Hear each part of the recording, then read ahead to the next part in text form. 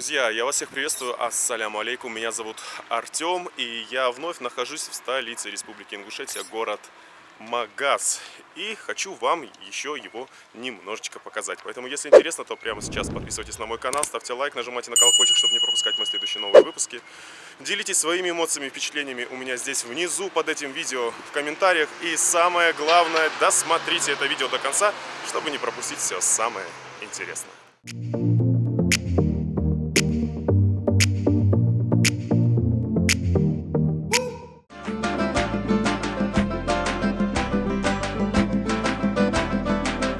Друзья, ингуши веками славились здесь на Кавказе как хорошие строители.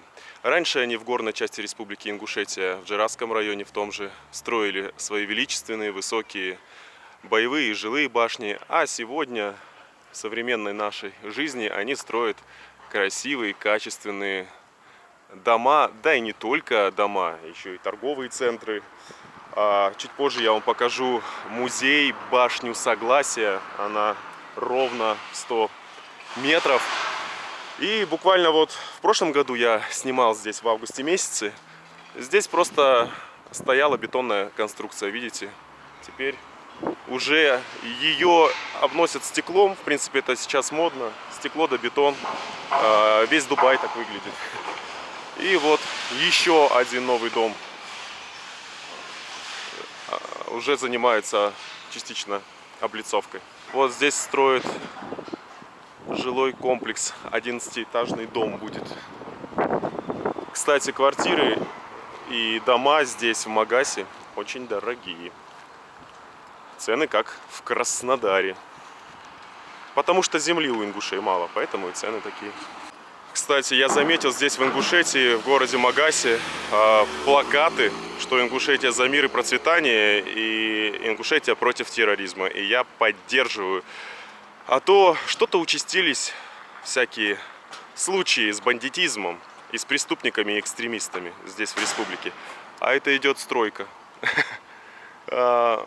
Строительные леса просто так спускают вниз, видите? О, палка полетела, и я только что прошел там со своим другом. Но мы остались в живых. Хейтеры разочаровались сейчас.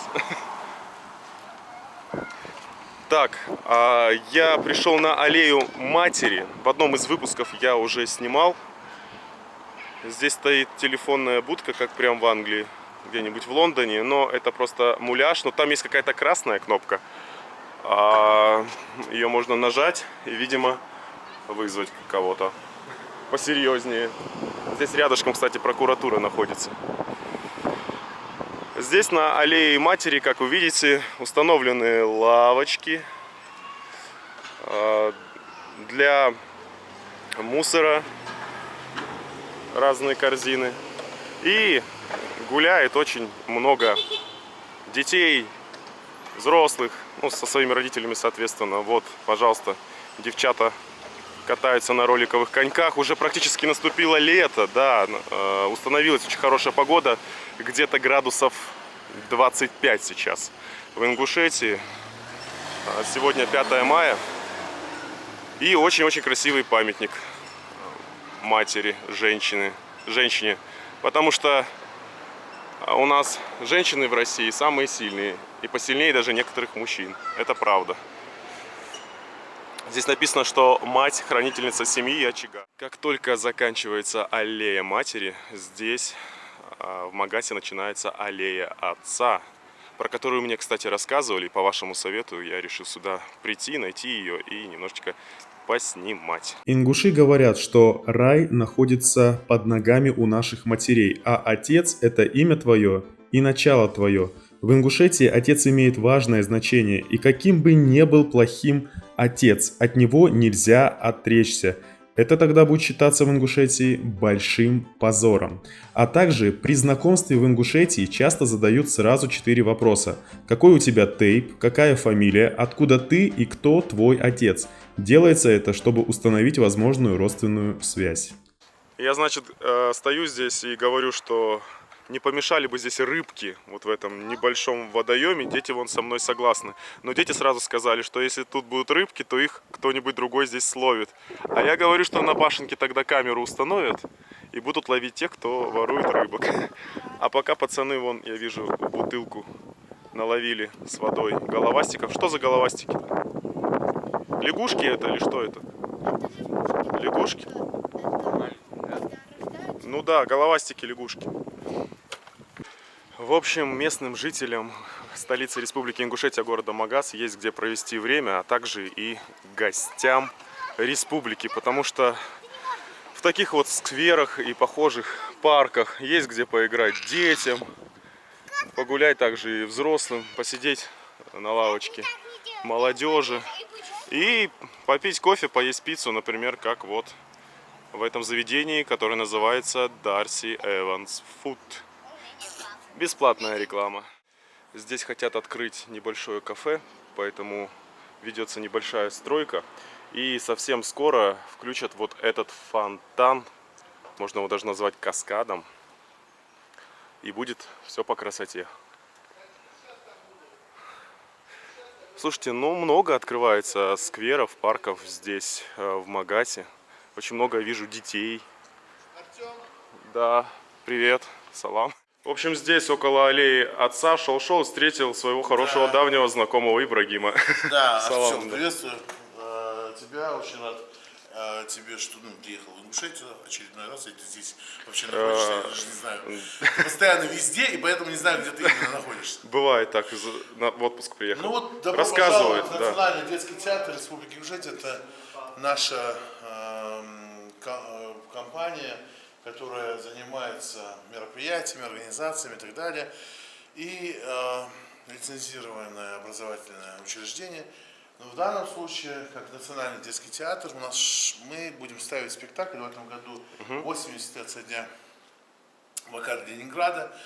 И, соответственно, в память об этих страшных событиях мы решили взять в основу нашей работы пьесу Арбузова «Мой бедный Марат». И уникальность данного спектакля заключается в том, что играют здесь только дети. И весь спектакль делают дети. То есть я только как наводящий этих людей, они сами определяют свои костюмы, реквизиты, это все, они тоже сами собирали все. И это абсолютно профессиональный театр. Мы уже проводили в этом концертном зале первый концерт барочной музыки. В этом зале мы проводили. И первый концерт джазовый вечер, Jazz Night называется. Ну, у тебя получается как такой камерный театр. Это получается сцена? Это получается Сцена, а это зрительный зал. Да, Совершенно верно. Но также здесь у нас проходит школа личностного развития, ораторского мастерства и сценической речи. Приходит огромное количество людей, молодых людей. В основном у меня работают, учатся, работают над собой именно, что очень важно. Учатся у меня ребята там от 15 и выше лет, но также у меня есть ребята с заболеваниями, с аутическими заболеваниями и, соответственно, люди постинсультные, люди, которые никогда не говорили, даже такие есть, которые уже заговорили. Поэтому мы работаем, мы не говорим, мы не афишируем, не говорим, что мы там чудотворцы, но просто работаем с людьми. Во всяком над случае, развитием, саморазвитие. даем им возможность, и даем им понимание того, чтобы они верили в себя. А тут вот уже 7 июня у нас уже в афише стоит спектакль. Мы очень просим всех прийти, и, Артем, будем рады тебе. 7 июня. Да, 7 июня будет спектакль здесь. Скорее всего, это будет спектакль, приуроченный международной конференции уполномоченного по правам человека, который пройдет здесь. Ибрагим Цичоев, наш уполномоченный, его проводит с участием федерального уполномоченного и ряда стран СНГ, ну и 89 субъектов Российской Федерации, тоже все они едут сюда. И мы как раз таки сейчас стараемся сделать так, чтобы под эту встречу организовать им показ этого спектакля. Я думаю, что ингуши в крови претерпели столько страниц сложных, несправедливых, жестоких страниц, что передать даже дети, передать ощущения людей, которые находились в блокадном Ленинграде, я думаю, что они смогут. Поэтому я очень хочу, чтобы, знаете, на войне нет нации. Война – это война. Поэтому тут очень важный момент всегда помнить о том, что претерпел наш народ, да? Великую Отечественную войну, когда спасал, по сути, Европу, отдавая миллионы своих собственных граждан. По сути так. И вот что претерпели наши народы, когда их ссылали в Сибирь. Вот, по сути, безосновательно. Вот я хочу, чтобы первый спектакль был про блокаду Ленинграда, так как и по-исторически, так, 1942 год, да, начинается, вот мы об этом. И следующий спектакль, который мы уже делаем, как ты видишь, вот эта вот комната похожа на вагон. У нас Депортации, да? Депортация. когда? У нас есть уникальная история про то, как, ну, тут буквально чуть позже вы об этом узнаете. И здесь тоже будет такой спектакль, который возьмет за душу. Люди сейчас, я всегда об этом говорил, Артем, тогда, когда мы первый раз с тобой познакомились в горах, я говорил об этом, что наша молодежь, ей сейчас практически нечем заниматься. Она не занята ничем, она не занята ни знаниями, она не занята работой, она ничем не занята. И молодежь не знает, куда себя деть. Даже Островский гениально говорил когда-то, если вы хотите, чтобы молодежь что-то привносила, то направьте эту молодежь в какое-то правильное русло. Согласен. Какое русло оно будет направлено, такой молодежь у вас будет. А если не будет никакого русла, она найдет русло само по себе. То есть сама определит себя, куда ехать. Да, Вот у вас сейчас я хочу подчеркнуть, ты молодец, что про это заговорил, потому что у вас в республике есть больная тема. Это распространение и употребление запретных наркотических и психотропных веществ. Вот, и употребляют их подростки. Знаешь, я вот буквально недавно в Рилсе об этом говорил, это страшное дело, Да. это реально страшное Девочки дело. употреблять стали, я вообще в шоке был. Я когда вообще, узнал. да, в принципе, если так подумать, то когда мне было 12 лет, 10 лет, существование этого было не то чтобы ужасающим, что само где-то в глубинках России что-то существует такое, где люди себя там колят. Нюхают, клей. Да. Это было удивительно. 90-е. Я не говорю, что этого не было здесь. Оно было, но оно было настолько заперто где-то там внутри. Да единично или слышно, да. А сейчас? Да. Сейчас какая-то жесть происходит. Вот только за этот Рамадан, имеется в виду за праздники, я видел в Рилсе 57 или 50 штук там человек с передозом. Да. Но, ребят, реально это страшное дело. Происходит, не хватает нашей стране и этой республике, не хватает лиц. Ей не хватает людей, за которым молодежи хотелось бы идти. Спортсменов много, это очень хорошо. Каждый второй может стать спортсменом. Уже видно, что какие-то высоты республика достигает. Это очень круто. И похвально, что есть люди, которые это все поддерживают и сопровождают, и обеспечивают, и меценатство, и благотворительство. Это очень хорошо. Но у меня, знаешь, вопрос какой. Нету этих людей. Вот нету сейчас человека, за которым молодежь сказала бы, я пойду за него. Я буду таким же, как он. Раньше были космонавты, я с космонавтом, я Гагарином хочу стать, Юрий, там, я тем, всем. А сейчас кто? Сейчас за что? Моргенштерн, что там еще там? Он уехал. Инстасамка, что ли? Кто? Вот кем? Как? Егор Крид. Да, Егор Крид какой-то, что там? Все сбежали. Я о чем говорю? Почему нету сформированного какого-то национальной идеи? Она должна быть. Я думаю, что в ближайшее время мы ее создадим. эту Просто даже национальную те же спортсмены, да, у вас олимпийский чемпион Евлоев, Мусада. Конечно, Мусик, замечательный же пацан. Он вот прям Еще один Евлоев, ММАшник. Все хотят быть вот Моусер, да, Евлоев. Бехкан Аздоев. Да. Замечательные ребята, которых я лично знаю, и которые многим пацанятам стали примером, Да. понимаешь, подражания. Хотелось бы культурного развития еще, не только спортивного, да, то есть вот. Ой, не режь меня сейчас, Артемушка, не режь меня. Не нужно вот колоть вот сюда, понимаешь, я У понимаю. вас это проблема, я знаю. Но Это не то чтобы проблема, это онкология, это рак. И если да. мы ничего не сделаем, знаешь, почему это рак, я тебе объясню. Не нужно искать виновных, не нужно врагов искать в соседях где-то, не нужно этого делать. То, что они сделали, видно. Врагов нужно искать внутри себя. Когда ты имеешь полное право и возможности сохранить свою культуру, быть, условно говоря, уважать старших, делать какие-то свои дела, если ты взялся за что-то, доводить до конца, быть человеком слова и так далее, тебе для этого не нужны внешние какие враги, тебе нужно для этого только своя собственная воля, больше ничего, сила, мужество и так далее. Наша культура – это одна из жемчужин национальных этнокультур в мире. Наш язык – это один из самых мелодичных языков планеты. Мы, ингуши, говорим без акцента на любом языке, потому что гортань так устроена, что мы можем адаптироваться. Но мы не пользуемся этим. Нам совершенно наплевать на свою культуру. Но почему так? Так же нельзя делать. Наша задача сейчас – сохранить ту маленькую, хрупкую, оставшуюся, пошатанную, разрушенную из-под фундамента выбитую культуру, сохранить ее и сберечь ее до будущего поколения, потому что если этого мы не сделаем, через 10 лет наши молодые ребята забудут ингушский язык.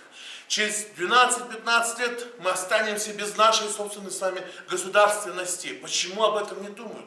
Мне 35, слушай, я думаю об этом, хотя на данный момент я должен был думать о том, как мне прокормить свою семью, как мне там, одеть своего ребенка и как ухаживать за своей семьей, за своей матерью и так далее. Но мне приходится и об этом думать, потому что я должен об этом думать. Я считаю, что каждый должен так думать. Это обязанность. Меня разнесло сейчас.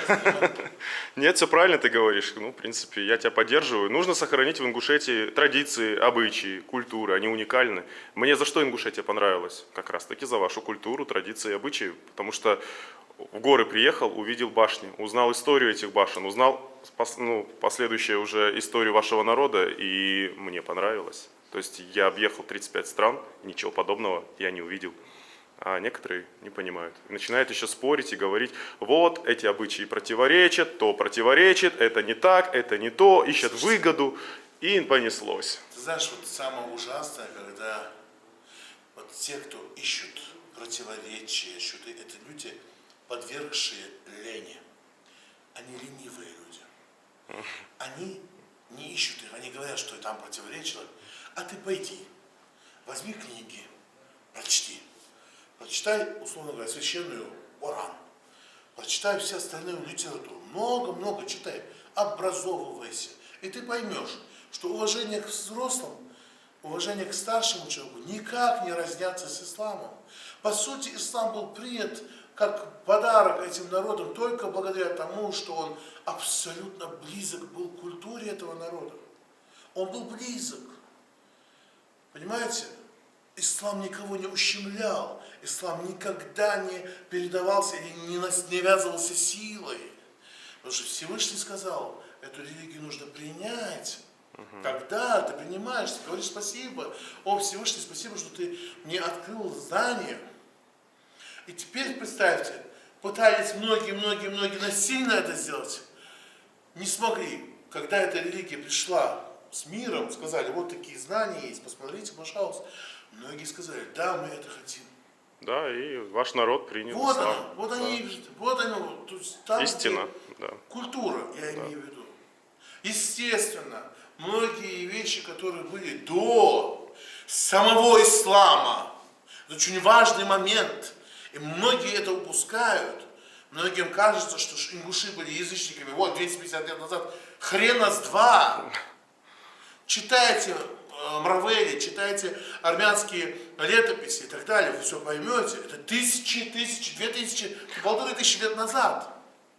А самое Было еще до того, как, если у нас... Да, я хочу просто сказать, что раньше вы называли Бога не Аллах, а Диал. Да, он везде, я это заметил. Да. Диал, и сейчас вы так называете на сейчас своем, да? многие говорят Диал, многие, Ну да, в основном на все. ингушском, да, я слышу. Что самое интересное, также Эал, либо Диал упоминается в шумерских книгах, насколько я помню. Да, есть Шумеры, такое. двуречие и так далее. Мы очень тесно переплетены с историей мировых цивилизаций. Но мы не говорим сейчас, ой, мы такие, все такие, прям из кожи вон выходящие. Нет. Я говорю хотя бы то, что у нас осталось, и это нужно сохранить и передавать. Да. Не умножать, не Преувеличивать, навязывать да. что-то новое, не придумывать каких-то всякие традиции, а именно что есть, осталось. Хотя бы язык. Язык как культурный код сохранения самоидентичности этноса. Вот как культурный код, хотя бы это. Вы знаете, я решил просто зайти в первый попавшийся двор, чтобы показать, как он выглядит. Потому что так будет честно. Пока я не дошел до самой башни Согласия, куда я хочу подняться и немножечко показать вам ее. Потому что именно в ней находится один из самых лучших музеев. Не только в Республике Ингушетия, но я считаю и в целом нашей с вами страны. Потому что он уникальный. Похоже, в Магасе все-таки разрулили ситуацию с мусором. Я вижу очень много мусорных контейнеров, и они пустые. Значит, мусор все-таки вывозят. А еще, видите, есть специальный мусорный контейнер, он прозрачный, для макулатуры. Сюда можно бросать разные там коробки, и в том числе, видимо, и бутылки из-под воды, лимонадов. Это хорошо. Так. Здесь вот такая лесенка, находится ресторан Асса. Снова реклама, но чисто случайно. И вот так вот выглядит магасский дворик. Посмотрите, как красиво построили. Очень качественно. Самое главное, все чисто. Есть вот такие небольшие аллейки, где высадили деревца, цветут вот одуванчики, растет травка. И только я похвалил, что здесь нет мусора, но я показываю то, что я вижу. И тут мусор. Ну, друзья мои, простите, хотя это не мусор, это разбитая машина. Кто-то здесь разбился на игрушечной машине. Но это Ингушетия. Вот еще один двор здесь, столицы Республики Ингушетия, который я прохожу мимо. И тоже, как видите, есть своя небольшая детская площадка, где играет много детей. Установлены лавочки. Дети вон счастливы. Вы YouTube снимаете? Да, для ютуба снимаю. Дети все интересуются, для чего я снимаю. И дом тоже добротный, видите?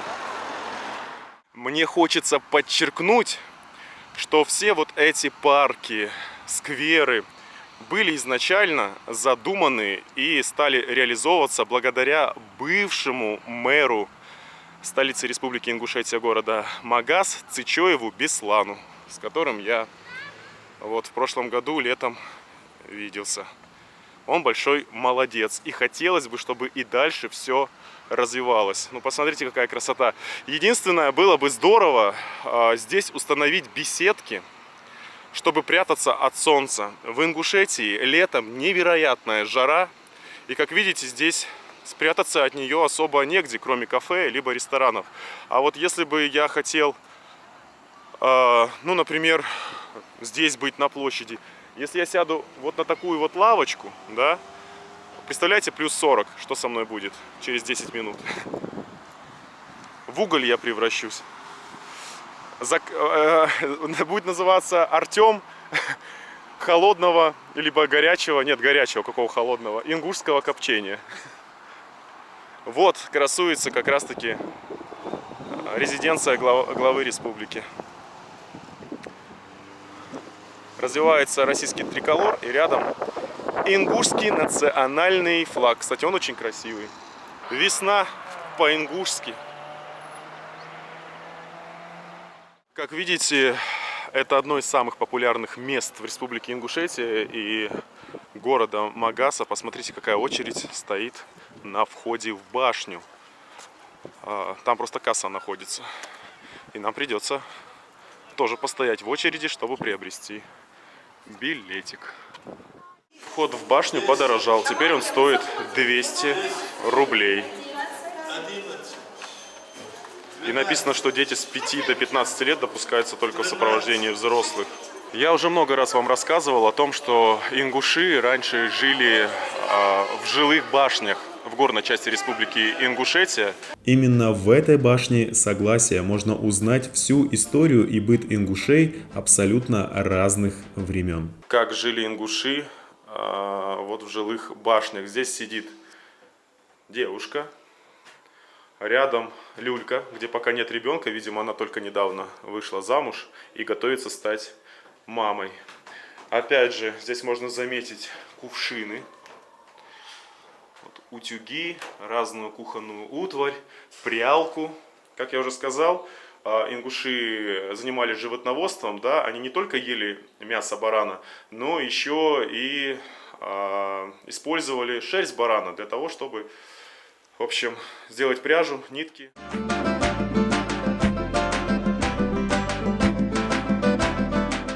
А это самая моя любимая комната, помещение, не знаю, как правильно назвать, жилой башни ингушей. Здесь действительно передается вся атмосфера.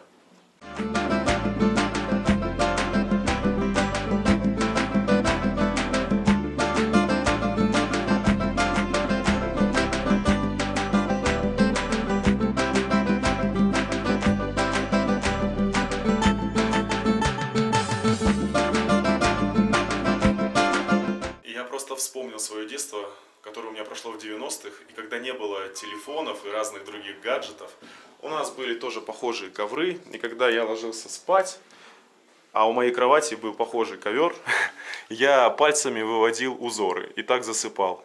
Я думаю, что ингуши даже в те времена делали то же самое, потому что, как видите, узоры очень интересные. Но это не узоры, это ингушский орнамент. Каждый орнамент обозначает что-то. Если вы хотите узнать подробности, то смотрите мой блог прямо сейчас. Ссылка появится на вашем экране. Ну что, друзья, а теперь мы будем подниматься на самый верх этой 100-метровой башни. И здесь настолько все продумано и очень легко можно подняться на башню. Ну, для тех, у кого есть проблемы со здоровьем, тут стоит обычно гольф-машинка и вас на ней поднимут. Но тогда вы не узнаете про историю Ингушетии, потому что когда вы будете подниматься на самую вершину башни, вы сможете познакомиться с историей ингушей. Вот, к примеру, эта картина «Битва Калоя с нартами». Да, ингуши – один из самых воинственных народов Кавказа. Об этом нужно не забывать, это до сих пор так. Кстати, у этой башни очень хорошая задумка, потому что по пути можно не только ознакомиться с историей ингушей и республики, но еще и как бы подняться на вершину горы, потому что ингуши же жили в горах, а потом уже чуть позже спустились на равнину. Ну и заодно познакомиться с местными обитателями. Это, например, фазан, это лиса, которую поймал ингушский орел и ее теперь съест. Жалко лисицу. Но орла тоже жалко, если он голодный останется, как без этого. Вот стоит гроза ингушских гор. Царь здесь, можно сказать, зверей, который висел на стене, а теперь вот он в полном росте. Мишка ингушский. А на ингушском Мишка будет Че. Че. Мне сказали, что будет Че. А, Ча. Вот. Медведь на ингушском будет вот, да, Ча. Понятно. На английском даже написать. Да, бир. Ну, видимо, есть туристы. Да. Наверное. Так, эта картина «Танец». Танец ингуша и девушки-ингушки.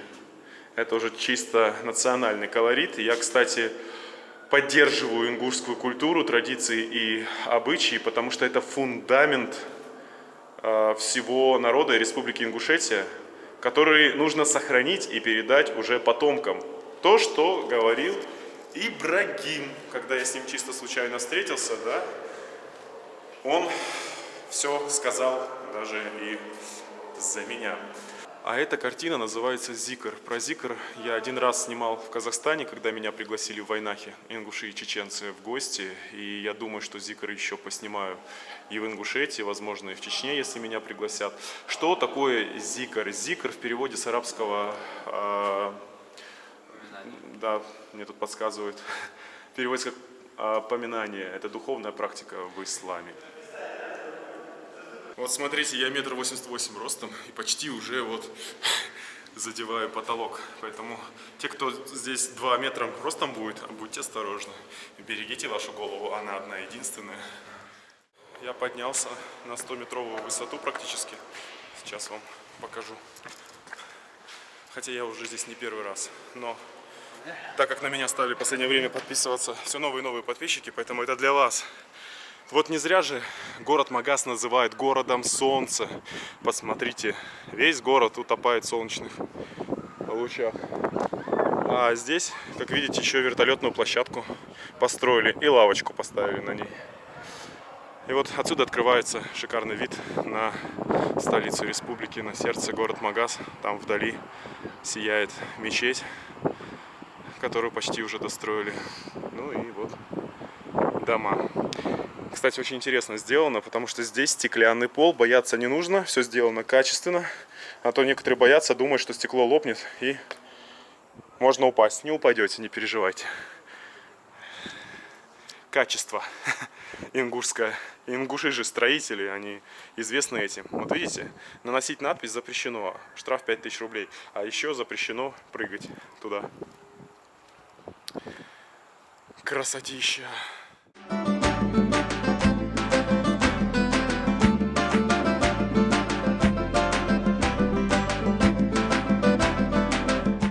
Вот такой вот он, город солнца Магас, в который я приехал не первый раз. Но если вам понравился этот выпуск, то поставь ему лайк, подписывайся на мой канал, нажимай на колокольчик, чтобы не пропустить ничего нового. Меня зовут Артем, я с вами не прощаюсь. Увидимся в следующем выпуске. Берегите себя.